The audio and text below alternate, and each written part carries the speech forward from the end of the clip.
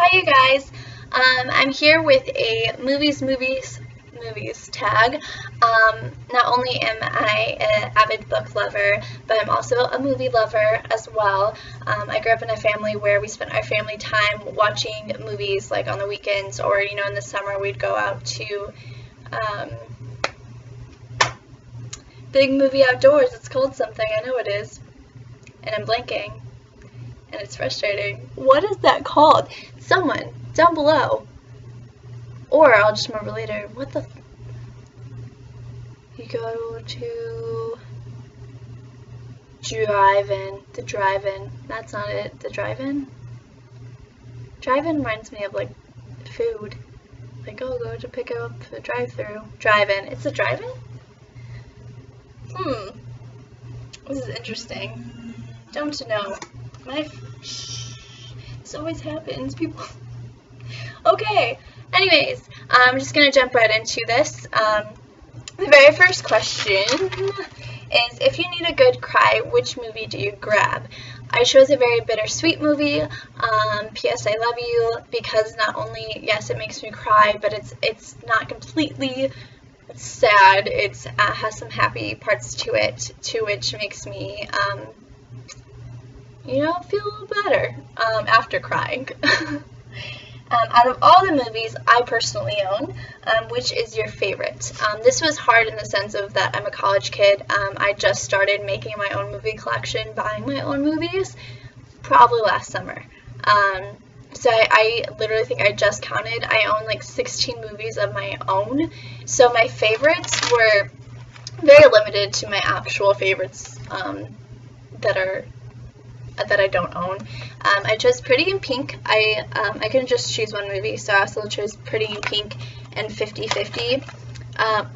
They're both completely two different movies. This is about a guy who has cancer, and his best friend and a therapist helps him through it, and it's like quirky and funny, but at the same time it's serious because it's cancer. It's not it's hard. And then Pretty in Pink is like the 80s movie of all time where, the Ducky's hilarious, and it's just a really good love story kind of movie of the 80s.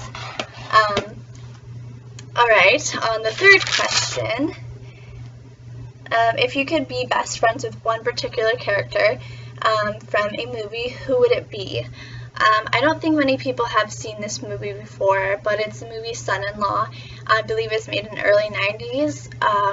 I don't even know who the actual actor is that plays him, but Crawl, he makes the main character get out of her shell. Like, Crawl is this very outrageous, like, someone you would, like, almost be embarrassed to spend time with, but the fact is I need someone like that in my life, to the point where he makes her feel like she can actually be herself, and she isn't scared to be outside of the box anymore and outstep her limits, and it makes her and that's exactly what I'd love to have myself personally.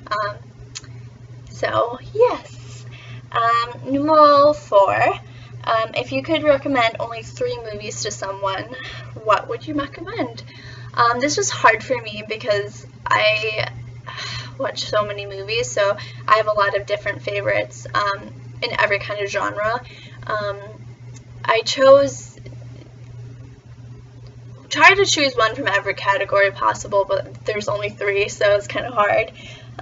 The very first movie I chose was The Bourne Identity, because for an action movie, I always loved and enjoyed watching that when I was younger. And then I also chose White Oleander, which is about a mother-daughter relationship, and about how the daughter goes from foster home to foster home while her mother's in jail, and it's just a very good movie about relationships and having to deal and try to live life with a lot of complications. So it's a very serious but heart-driven movie. And the very last one, which I was trying to fit a comedic movie in the last slot, but that was hard for me, because overall, Titanic trumps any comedic movie I could think of, because Titanic is just one of those movies that I'm always going to love, and Even if it's a really long movie, I've always enjoyed it. And who doesn't love Leonardo DiCaprio? He is beautiful. Alright, the fifth question was, which movie character has the best fashion sense? This was really hard in the fact that there's so many movies, so many different characters in each movie. How do you choose somebody that's like, ooh, I'd love to wear everything they own? A lot of things I thought about were actually TV series rather than movies. I mean, I try to think about movies, and they were a lot of movies that were focused, like The Breakfast at Tiffany's from, like, Audrey Hepburn. She was very chic and, like, but that's not exactly my style. But she's beautiful, of course. I ended up choosing Clary from The Mortal Instruments, just because she has, like, a badass, like, look at times, from a comfort look of Clary into the Shadowhunter self of her, and I love that. I love that little edgy comfort style if you mix the two together, and a lot of how she actually wore in the book itself was what I enjoyed and what like wearing. Numero 6 says, out of all your movies, which has inspired you most? I chose 500 Days of Summer. 500 Days of Summer isn't a love story exactly. It's a story about a man who always had a dream of being an architect but could never fulfill it because he was too scared to go after it. I think it was really inspiring that after, you know, not getting the girl of his dreams, it motivated him to take the step forward in the right place to really go get after what he wants. And I really look up to that because there's a lot of goals and things that I would love to achieve, and I think a lot of the time I hold myself back from my full potential in doing that. Number 7 was, which movie represents the life you would like to live? And this speaks for the very last question for me. It's Into the Wild. A lot of people know it for Kristen Stewart being in that movie. It's the reason why I chose that movie is I'd love to be on the road.